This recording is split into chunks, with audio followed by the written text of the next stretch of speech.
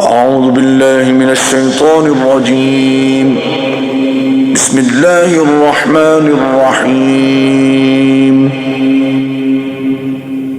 سبحان الذي أسرى بعبده ليلا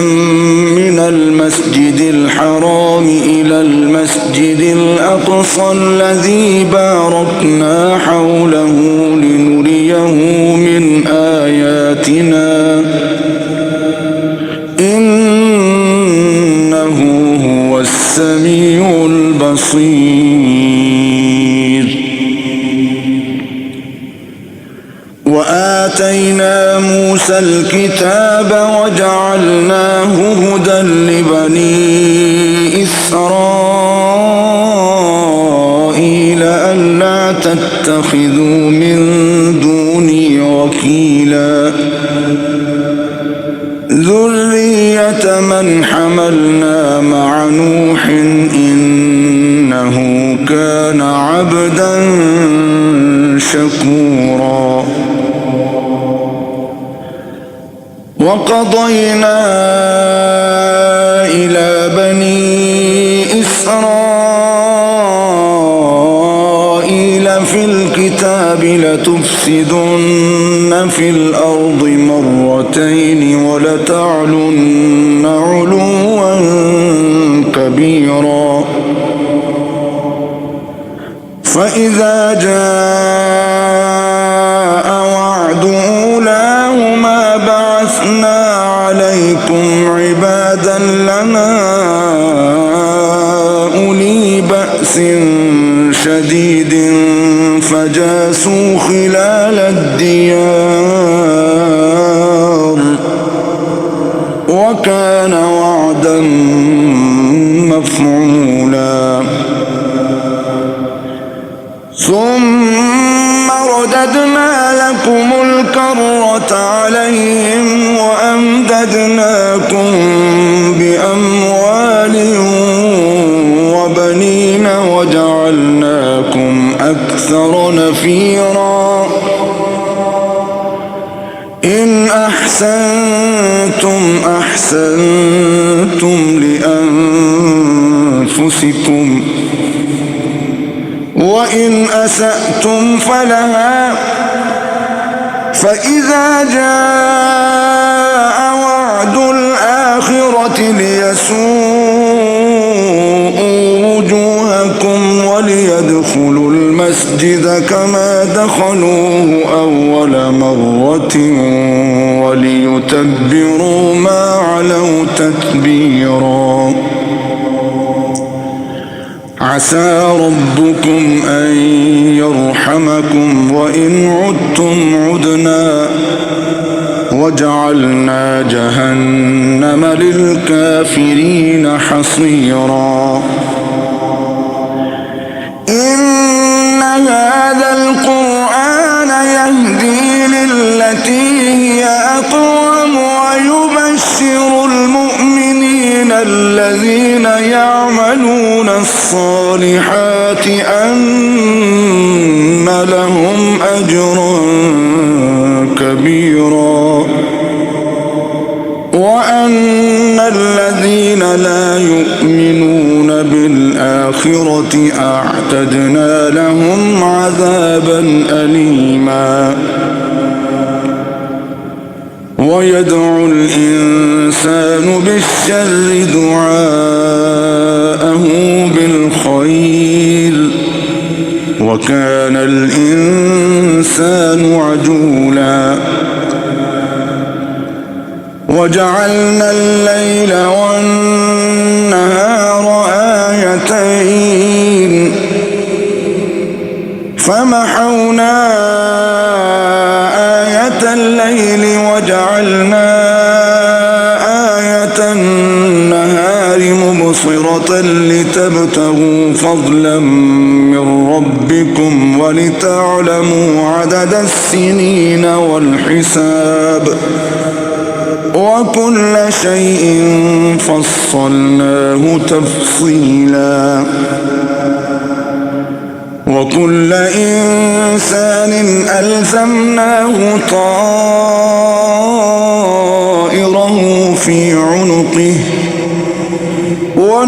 ونخرج له يوم القيامة كتابا يلقاه منشورا اقرأ كتابك كفى بنفسك اليوم عليك حسيبا من اهتدى فإنما يهتدي لنفسه ومن ضل فإنما يضل عليها ولا تزر وازرة وزر أخرى وما كنا معذبين حتى نبعث رسولا وإذا أردنا أن نهلك قرية أمرنا متر فيها ففسقوا فيها فحق عليها القول فدمرناها تدميرا وكم أهلكنا من القرون من بعد نوح وكفى بربك بذنوب عباده خبيرا بصيرا من كان يريد العاجلة عجلنا له فيها ما نشاء لمن نريد ثم جعلنا له جهنم يصلاها مذموما مدحورا ومن أراد الآخرة وسعى لها سعيها وهو مؤمن فأولئك كان سعيهم مشكورا كلا نمد هؤلاء وهؤلاء من عطاء ربك وما كان عطاء ربك محظورا انظر كيف فضلنا بعضهم على بعض وللآخرة أكبر درجات وأكبر تفضيلا لا تجعل مع الله إلها آخر فتقعد مذموما مخذولا وقضى ربك ألا تعبدوا إلا إياه وبالوالدين إحسانا إما يبلغن عندك الكبر أحدهما أو كلاهما فلا تقل لهما أف ولا تنهرهما وقل لهما قولا كريما واخفض لهما جناح الذل من الرحمة وقل رب ارحمهما كما ربياني صغيرا ربكم أعلم بما في نفوسكم إن تكونوا صالحين فإنه كان للأوابين غفورا وآت ذا القربى حقه والمسكين وابن السبيل ولا تبذر تبذيرا إن المبذرين كانوا إخوان الشياطين وكان الشيطان لربه كفورا وإما تعرضن عنهم ابتغاء رحمة من ربك ترجوها فقل لهم قولا ميسورا ولا تجعل يدك مغلولة إلى عنقك ولا تبسطها كل البسط فتقعد ملوما محسورا إن ربك يبسط الرزق لمن يشاء ويقدر إنه كان بعباده خبيرا بصيرا ولا تقتلوا أولادكم خشية إملاق نحن نرزقهم وإياكم إن قتلهم كان خطأ كبيرا ولا تقربوا الزنا إنه كان فاحشة وساء سبيلا ولا تقتلوا النفس التي حرم الله إلا بالحق ومن قتل مظلوما فقد جعلنا لوليه سلطانا فلا يسرف في القتل إنه كان منصورا ولا تقربوا مال اليتيم إلا بالتي هي أحسن حتى يبلغ أشده وأوفوا بالعهد إن العهد كان مسؤولا وأوفوا الكيل إذا كلتم وزنوا بالقسطاس المستقيم ذلك خير وأحسن تأويلا ولا تقف ما ليس لك به علم إن السمع والبصر والفؤاد كل أولئك كان عنه مسؤولا ولا تمش في الأرض مرحا إنك لن تخرق الأرض ولن تبلغ الجبال طولا كل ذلك كان سيئه عند ربك مكروها ذلك مما أوحى إليك ربك من الحكمة ولا تجعل مع الله إلها آخر فتلقى في جهنم ملوما مدحورا أفأصفاكم ربكم بالبنين واتخذ من الملائكة إناثا إنكم لتقولون قولا عظيما ولقد صرفنا في هذا القرآن ليذكروا وما يزيدهم إلا نفورا قل لو كان معه آلهة كما يقولون إذا لابتغوا إلى ذي العرش سبيلا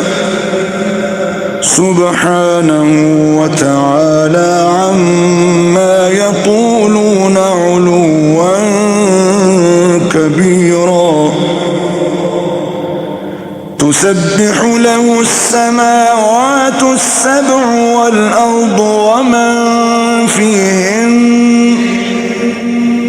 وإن من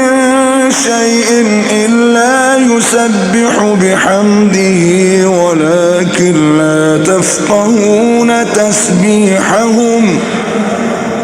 إنه كان حليما غفورا. وإذا قرأت القرآن جعلنا بينك وبين الذين لا يؤمنون بالآخرة حجابا مستورا. وجعلنا على قلوبهم أكنة أن يفقهوه وفي آذانهم وقرا. وإذا ذكرت ربك في القرآن وحده ولوا على أدبارهم نفورا. نحن أعلم بما يستمعون به إذ يستمعون إليك وإذ هم نجوى إذ يقول الظالمون إن تتبعون إلا رجلا مسحورا. انظر كيف ضربوا لك الأمثال فضلوا فلا يستطيعون سبيلا. وقالوا أإذا كنا عظاما ورفاتا أإنا لمبعوثون خلقا جديدا. قل كونوا حجارة أو حديدا أو خلقا مما يكبر في صدوركم فسيقولون من يعيدنا قل الذي فطركم أول مرة فسينغضون إليك رؤوسهم ويقولون متى وقل عسى أن يكون قريبا. يوم يدعوكم فتستجيبون بحمده وتظنون إن لبثتم إلا قليلا. وقل لعبادي يقولوا التي هي أحسن إن الشيطان ينزغ بينهم إن الشيطان كان للإنسان عدوا مبينا. ربكم أعلم بكم إن يشأ يرحمكم أو إن يشأ يعذبكم وما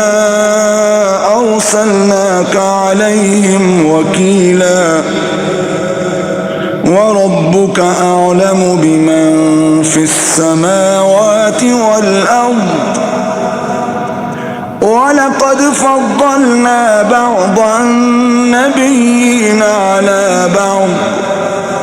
وآتينا داود زبورا. قل ادعوا الذين زعمتم من دونه فلا يملكون كشف الضر عنكم ولا تحويلا. أولئك الذين يدعون يبتغون إلى ربهم الوسيلة أيهم أقرب ويرجون رحمته ويخافون عذابه إن عذاب ربك كان محذورا. وإن من قرية إلا نحن مهلكوها قبل يوم القيامة أو معذبوها عذابا شديدا كان ذلك في الكتاب مسطورا. وما منعنا أن نرسل بالآيات إلا أن كذب بها الأولون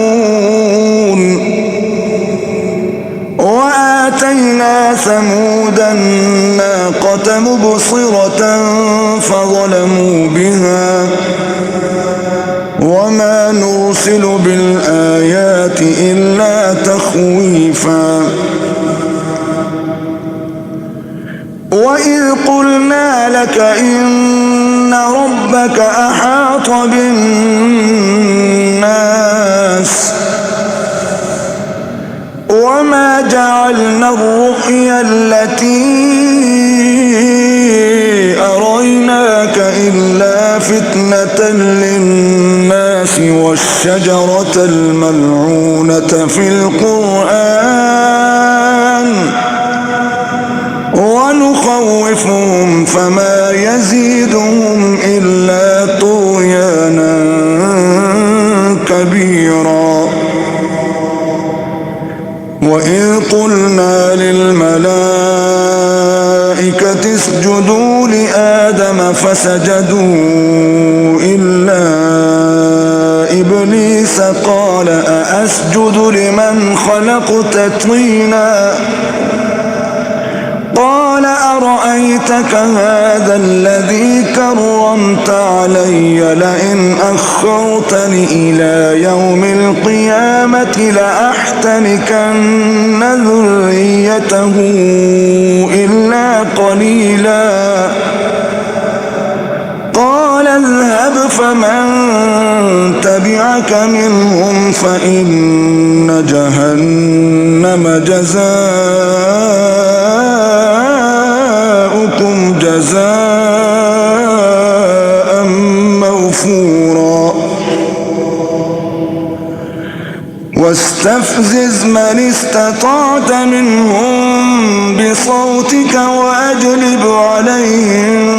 بخيلك ورجلك وشاركهم في الأموال والأولاد وعدهم وما يعدهم الشيطان إلا غرورا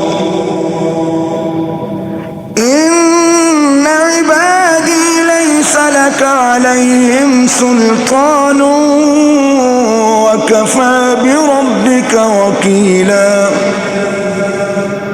ربكم الذي يزجي لكم الفلك في البحر لتبتغوا من فضله إنه كان بكم رحيما وإذا مسكم الضر في البحر ضل من تدعون إلا إياه فلما نجاكم إلى البر أعرضتم وكان الإنسان كفورا أفأمنتم أن يخسف بكم جانب البر أو يرسل عليكم حاصبا ثم لا تجدوا لكم وكيلا أم أمنتم أن يعيدكم فيه تارة أخرى فيرسل عليكم قاصفا من الريح فيغرقكم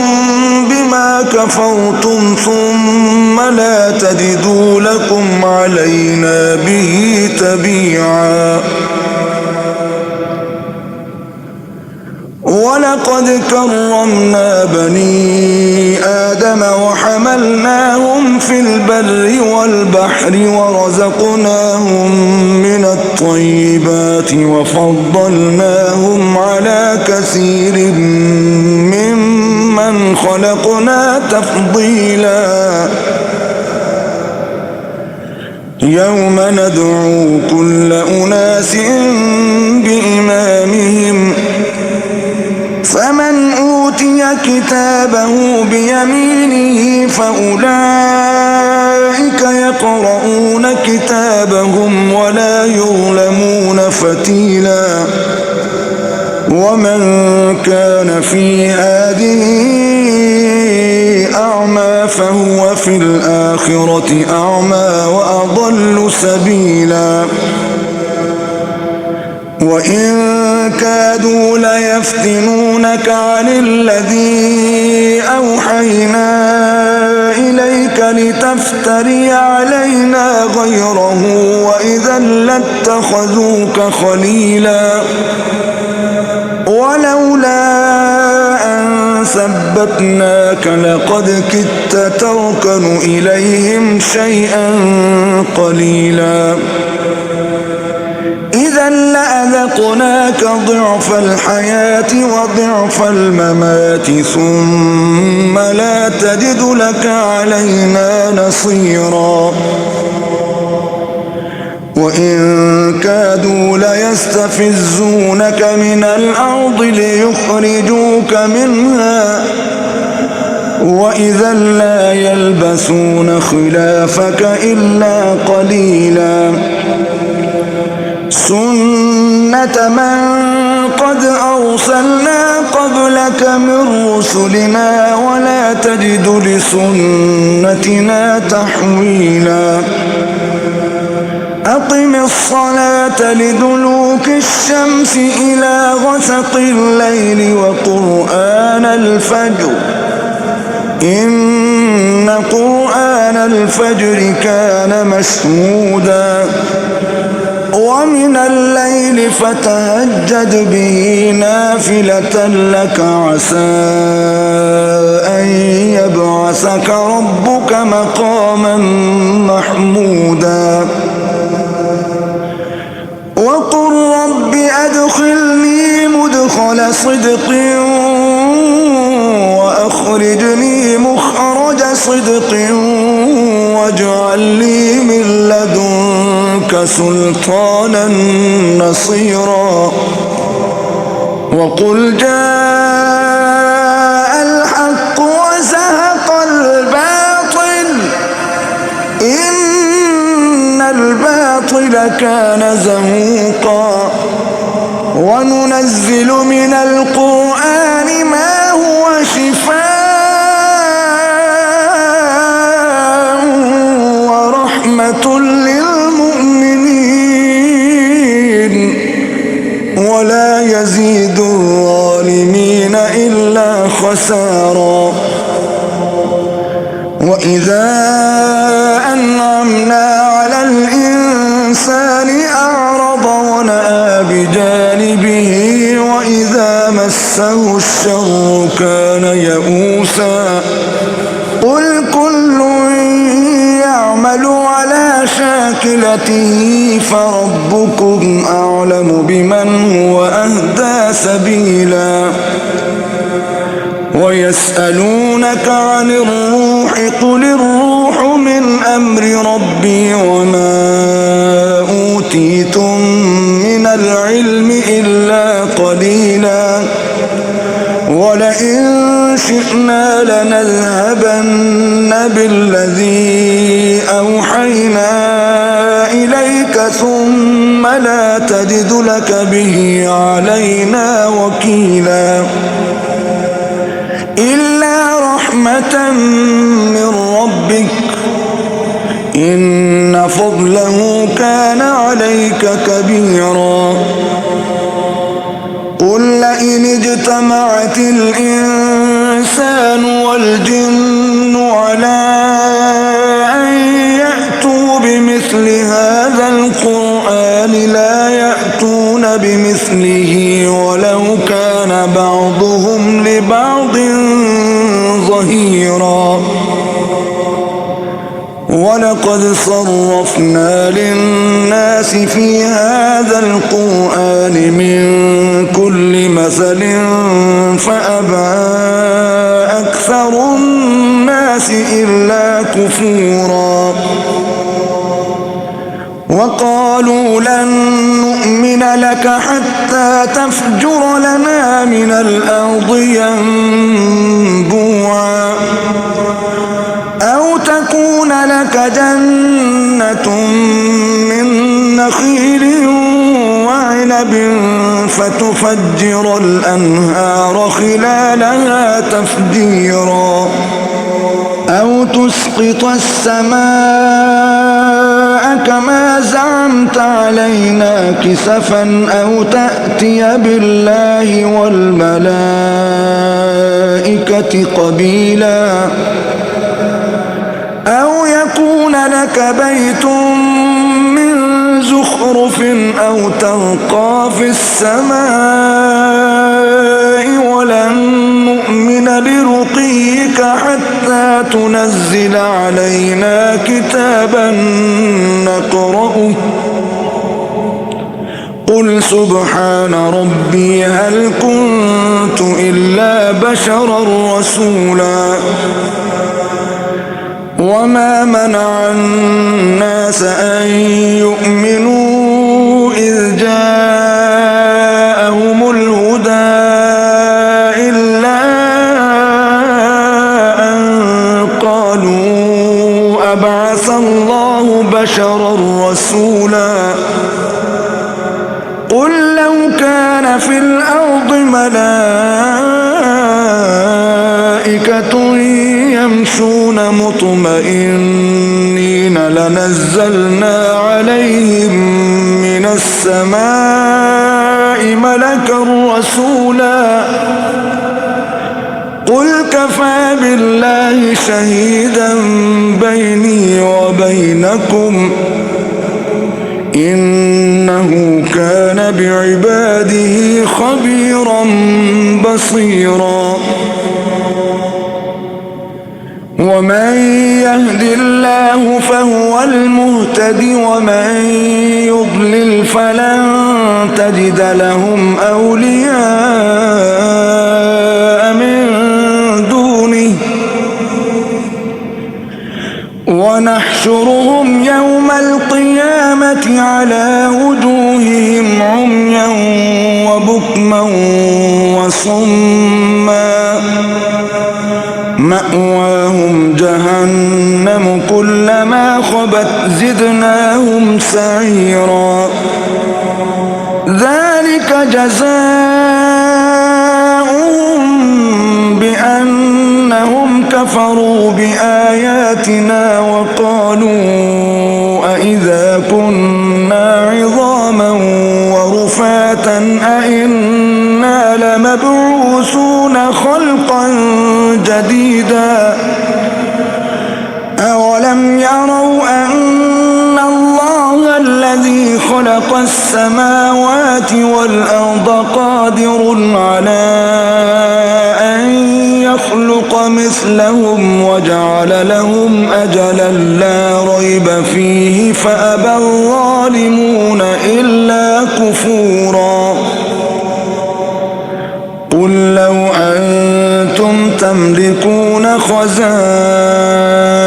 رحمة ربي إذا لأمسكتم خشية الإنفاق وكان الإنسان قتورا ولقد آتينا موسى 9 آيات بينات فاسأل بني إسرائيل إذ جاءهم فقال له فرعون إني لأظنك يا موسى مسحورا قال لقد علمت ما أنزل هؤلاء إلا رب السماوات والأرض بصائر وإني لأظنك يا فرعون مثبورا فأراد أن يستفزهم من الأرض فأغرقناه ومن معه جميعا وقلنا من بعده لبني إسرائيل اسكنوا الأرض فإذا جاء وعد الآخرة جئنا بكم لفيفا وبالحق أنزلناه وبالحق نزل وما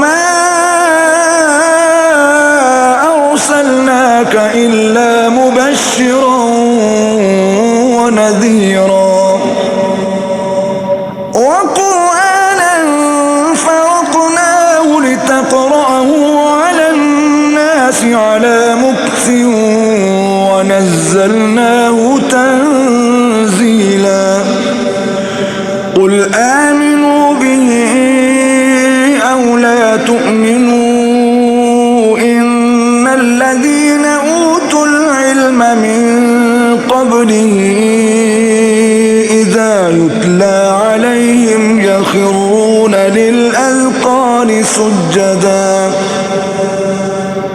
ويقولون سبحان ربنا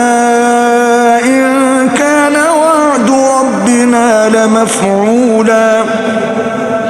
ويخرون للأذقان يبكون ويزيدهم خشوعا قل ادعوا الله أو ادعوا الرحمن أيما تدعوا فله الأسماء الحسنى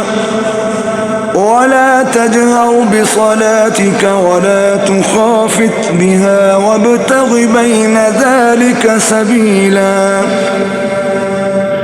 وقل الحمد لله الذي لم يتخذ ولدا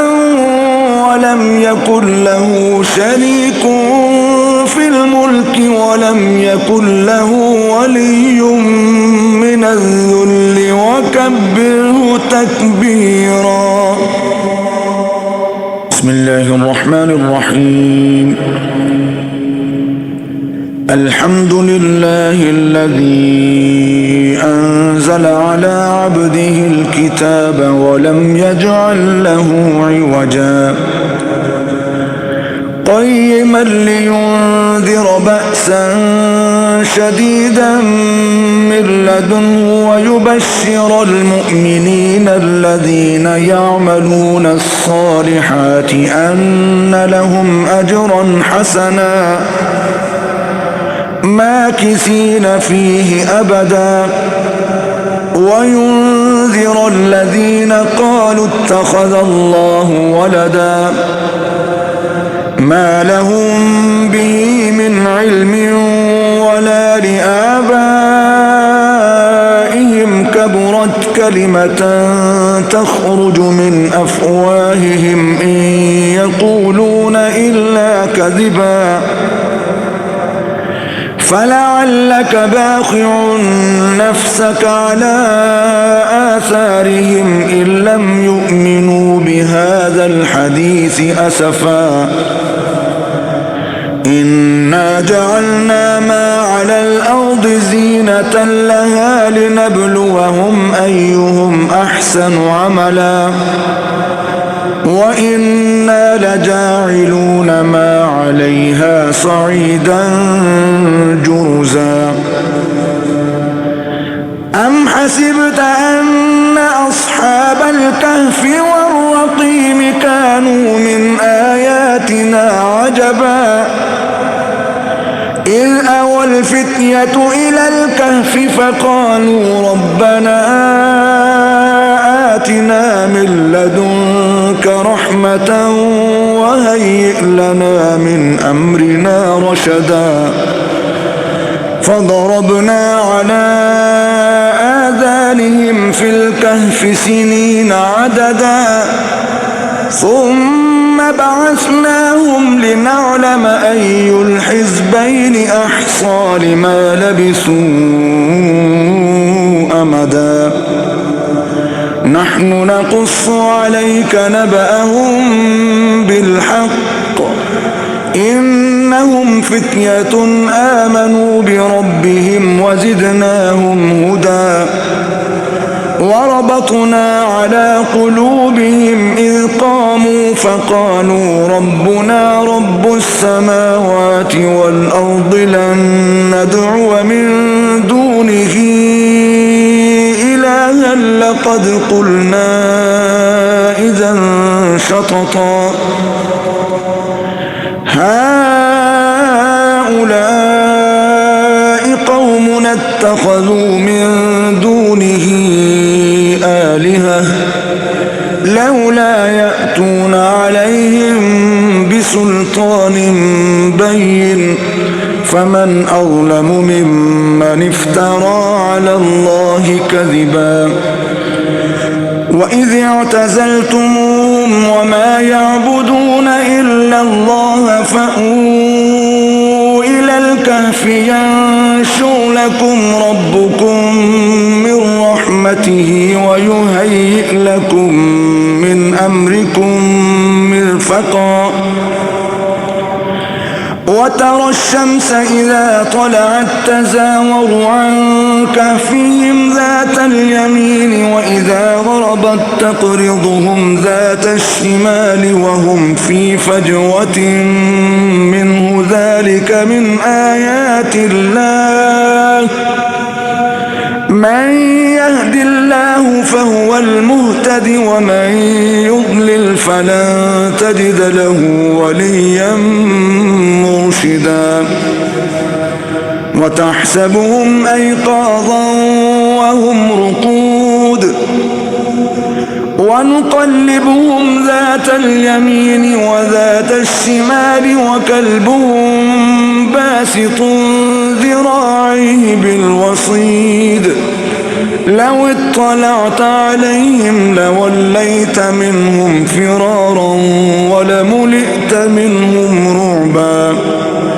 وكذلك بعثناهم ليتساءلوا بينهم قال قائل منهم كم لبثتم قالوا لبثنا يوما أو بعض يوم قالوا ربكم أعلم بما لبثتم فابعثوا أحدكم بورقكم هذه إلى المدينة فلينظر أيها أزكى طعاما فليأتكم برزق منه وليتلطف ولا يشعرن بكم أحدا إنهم إن يظهروا عليكم يرجموكم أو يعيدوكم في ملتهم ولن تفلحوا إذا أبدا وكذلك أعثرنا عليهم ليعلموا أن وعد الله حق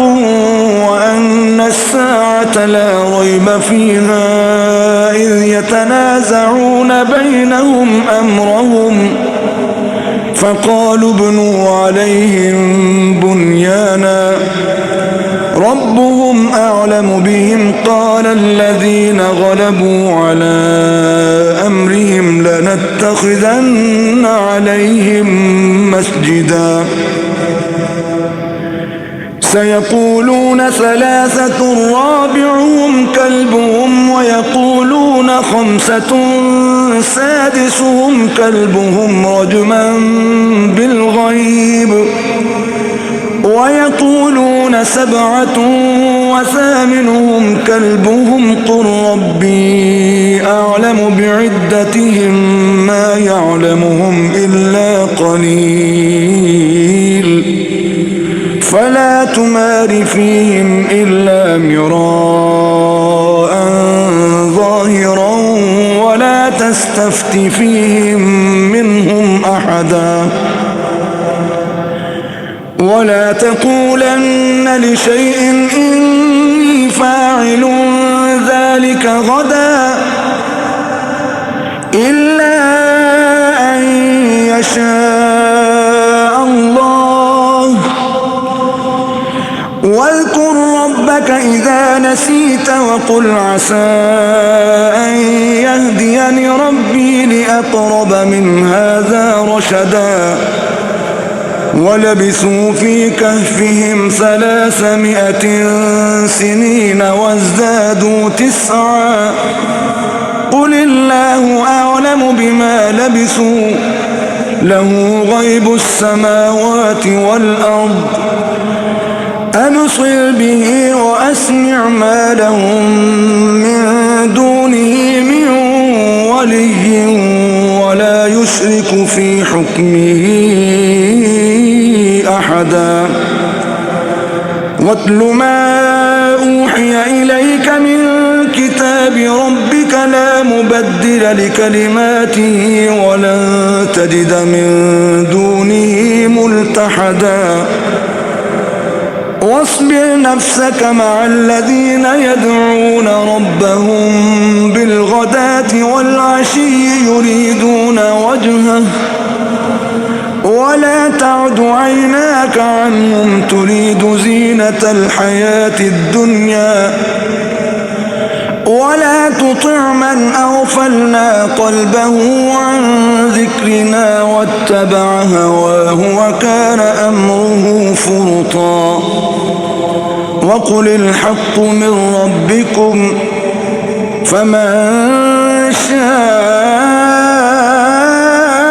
فليؤمن ومن شاء فليكفر إنا أعتدنا للظالمين نارا أحاط بهم سرادقها وإن يستغيثوا يغاثوا بماء كالمهل يشوي الوجوه بئس الشراب وساءت مرتفقا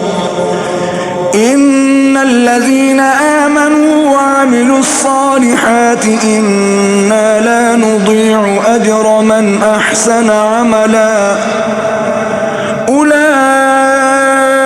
لهم جنات عدن تجري من تحتهم الأنهار يحلون فيها من أساور من ذهب ويلبسون ثيابا خضرا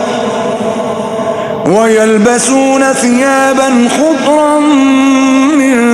سندس واستبرق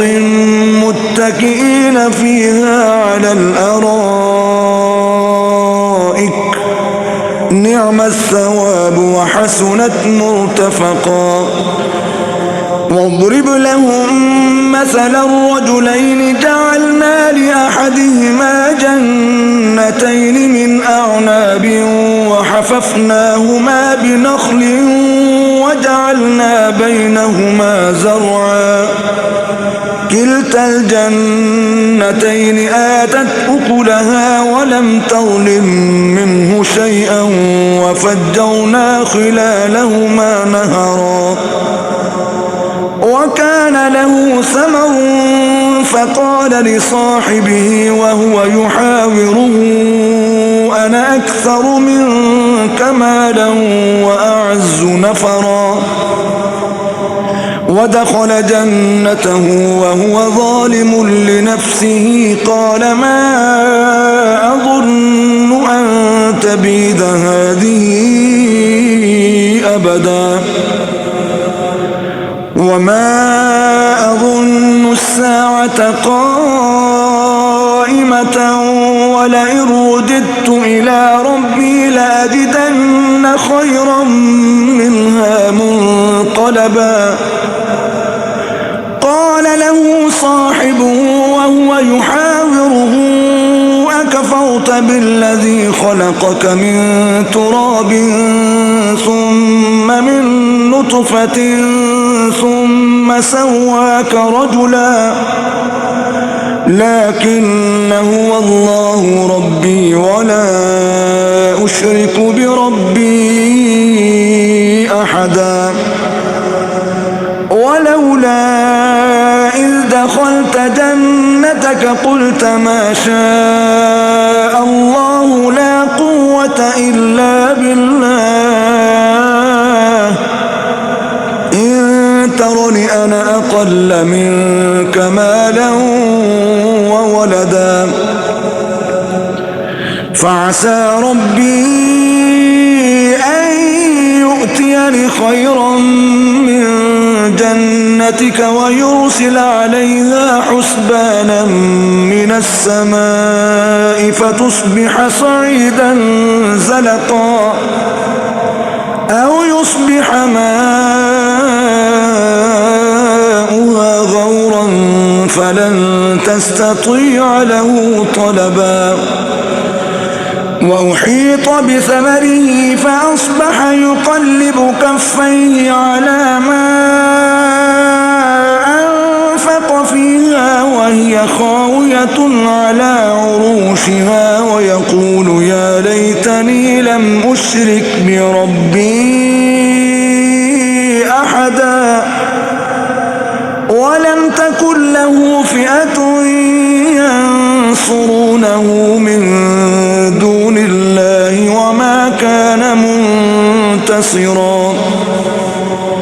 هنالك الولاية لله الحق، هو خير ثوابا وخير عقبا. واضرب لهم مثل الحياة الدنيا كماء أنزلناه من السماء فاختلط به نبات الأرض فأصبح هشيما تذروه الرياح وكان الله على كل شيء مقتدرا.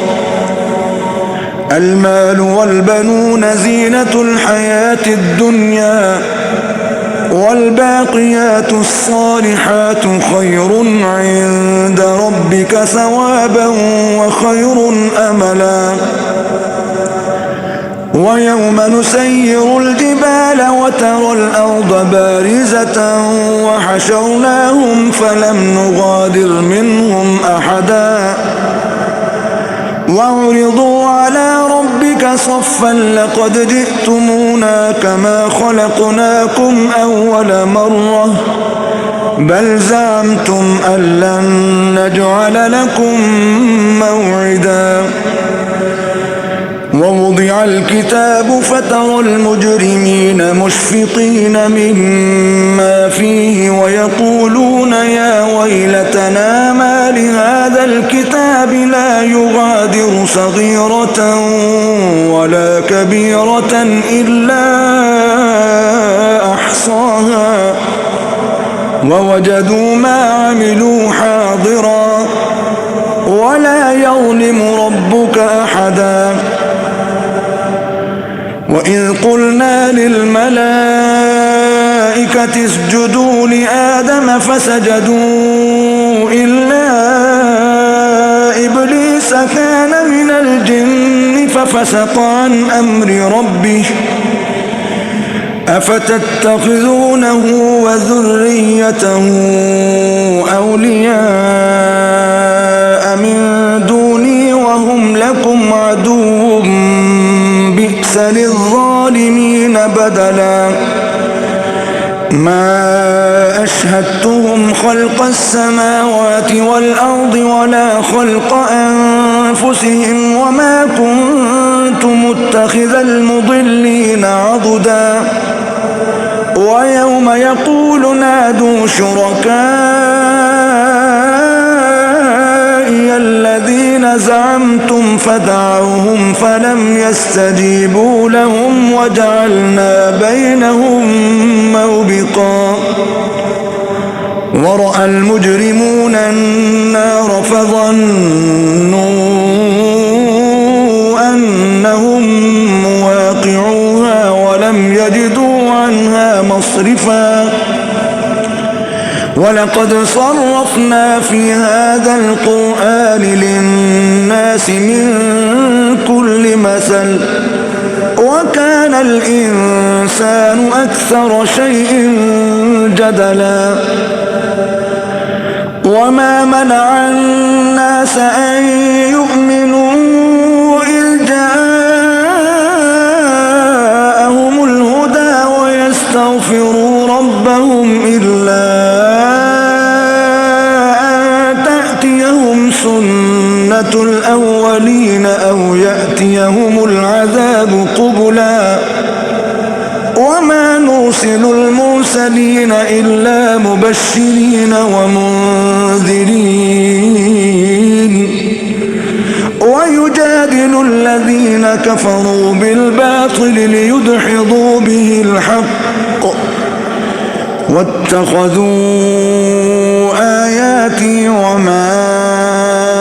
أنذروا هزوا. ومن أظلم ممن ذكر بآيات ربه فأعرض عنها ونسي ما قدمت يداه إنا جعلنا على قلوبهم أكنة أن يفقهوه وفي آذانهم وقرا وإن تدعهم إلى الهدى فلن يهتدوا إذن أبدا وربك الغفور ذو الرحمة لو يؤاخذهم بما كسبوا لعجل لهم العذاب بل لهم موعد لن يجدوا من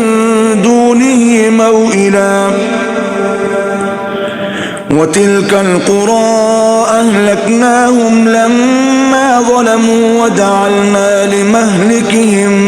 موعدا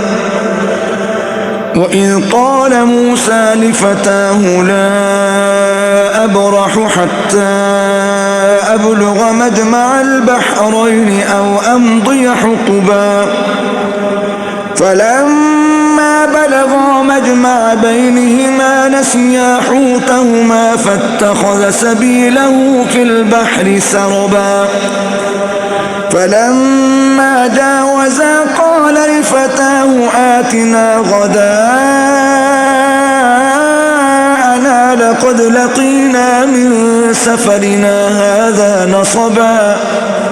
قال أرأيت إذ أوينا إلى الصخرة فإني نسيت الحوت وما أنسانيه إلا الشيطان أن أذكره واتخذ سبيله في البحر عجبا قال ذلك ما كنا نبغي فارتدا على آثارهما قصصا فوجدا عبدا من عبادنا آتيناه رحمة من عندنا وعلمناه من لدنا علما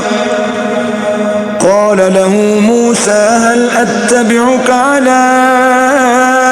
أن تعلمني مما علمت رشدا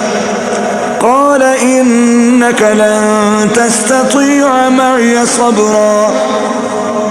وكيف تصبر على ما لم تحط به خبرا قال ستجدني إن شاء الله صابرا ولا أعصي لك أمرا قال فإن اتبعتني فلا تسألني عن شيء حتى أحدث لك منه ذكرا فانطلقا حتى إذا ركبا في السفينة خرقها قال أخرقتها لتغرق أهلها لقد جئت شيئا إمرا قال ألم أقل إنك لن تستطيع معي صبرا قال لا تؤاخذني بما نسيت ولا ترهقني من أمري عسرا فانطلقا حتى إذا لقيا غلاما فقتله قال أقتلت نفسا زكية بغير نفس لقد جئت شيئا نكرا صدق الله العظيم.